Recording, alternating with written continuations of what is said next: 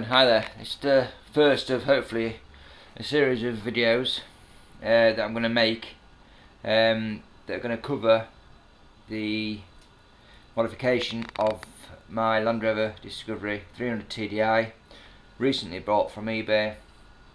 Going to cover advice in relation to buying these vehicles, obviously, and step-by-step ways of how to improve the running of them and the general overall usage, whether it's 4x4 or off-roading. This is me telling you, this is not a professional, this is just me from my experience of what I've learnt and picked up over the years.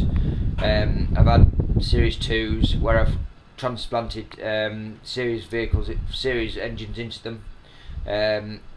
I've put a 300 TDI into a Series 3 and a 200 TDI into a Series 2A, both with the Defender gearboxes, and both worked out perfectly well, straight for the MOT, sold on, and they've been perfect, and comebacks have always been positive, so that's a good thing. Now, starting wise, purchasing off eBay. Be very careful, be cautious. A lot of people have been stung by buying Defenders and Discoveries off eBay.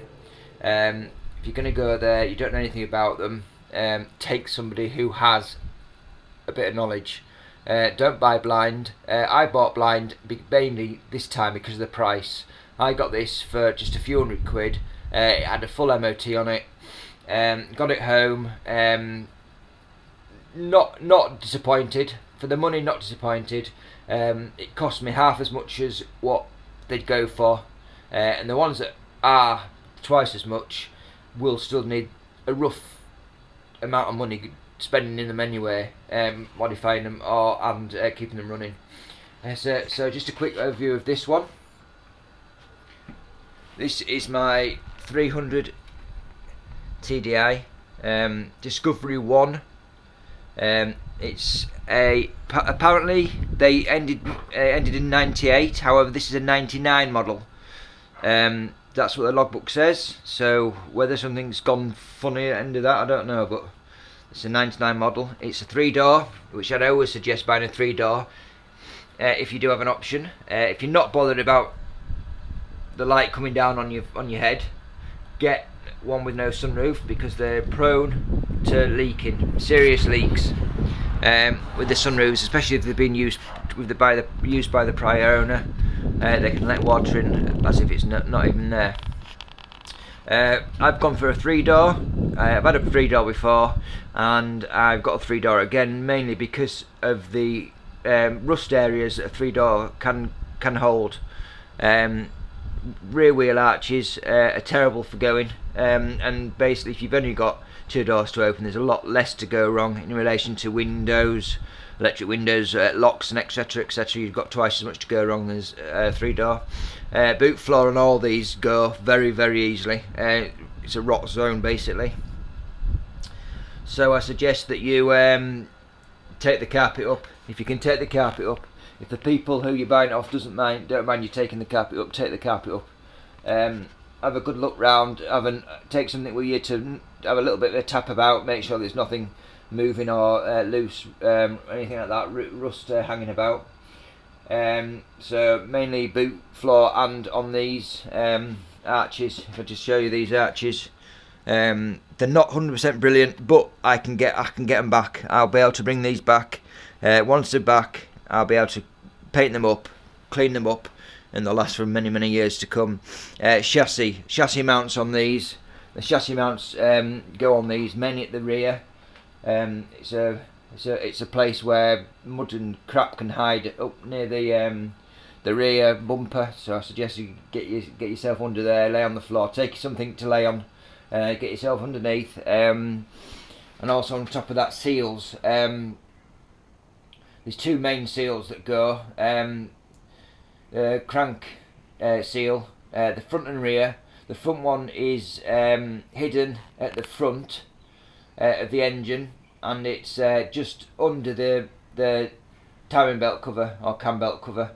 and there's a little hole, and if it's leaking, it'll be leaking from out that hole. That's not a major job to fix, and if you're in there, you may as well do a cam belt if you don't know the history of the vehicle, which I'll come on to in a minute. And the rear seal is the one that is on the back of the engine, that sits between the engine and the gearbox, and that is a nasty one to do. It's an expensive one to do. If it's not leaking, you know, half the time buy it. If it is leaking, prepare to either bid for it or spend quite a bit of money to get it done once you've bought it.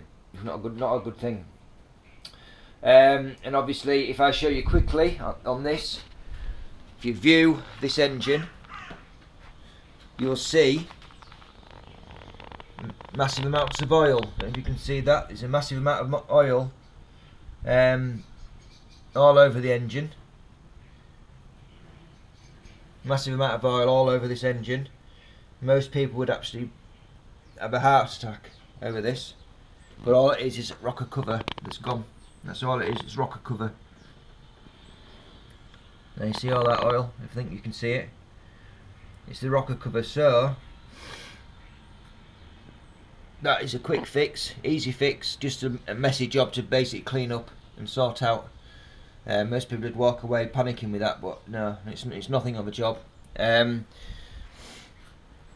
What else is there to look for? There's things like things that you can't foresee, which obviously during your test drive, which you must have a test drive. Lag in the turbo could be gone. This has got a bit of play in it, more than I would like, so that's going to get changed. The amount of oil there in the intake is too much. That hasn't been looked after, this engine at all. This vehicle needs looking after much better than it has been.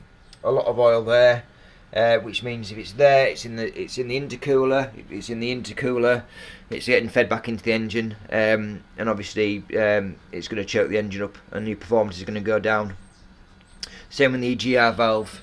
I prefer to buy vehicles that have had little modification done to them, because then you know it hasn't been messed with. You can do it in your own time, your own way, and not worry about it. Egr valve that sits here, there on that manifold, that's the exhaust manifold just above the turbo, that brings your exhaust gases, recirculates them back into your intercooler, and then you're back into your engine. That's going to be blanked off, feed it straight through the exhaust. It makes no difference to the emissions, and it makes a massive amount of difference to your engine. So the next video is going to be covering head gasket. I'm going to take the head gasket. I'm going to do the head gasket on this. There's nothing wrong with it, as I'm aware, but because it's a high, well, average mileage 160,000, which is about halfway of what these are pretty much expected to do if well looked after. I'm going to do the head gasket, I'm going to do the cam belt, I'm going to do the cam belt, and I'm going to do a lot of modifications to get this engine up and running, cleaned, and all sorted out, ready for the next half of its life, basically. So I hope you've enjoyed this video. Next one will be covering head gasket, removal of the head, preparation for the new gasket, and then obviously building back up again. So I hope you enjoyed this. All the best buying your own vehicles. I'm hoped to be sorting it out so you can ask questions and etc, etc. As I say, I'm just an enthusiast. I'm not a professional or anything like that. Look, if you look about, all I'm doing is working in my own carport, in my own house garage that I've built, workshop. That's all I'm doing. Just an enthusiast wants to do a fair bit of green laning, and then also bit of off-roading, but I don't abuse my vehicles. I just want them to be capable of everything I want them to do, really. So that's the plan. So I hope you've enjoyed watching, and I'm sure I'll see you all soon. Thank you very much. Cheers.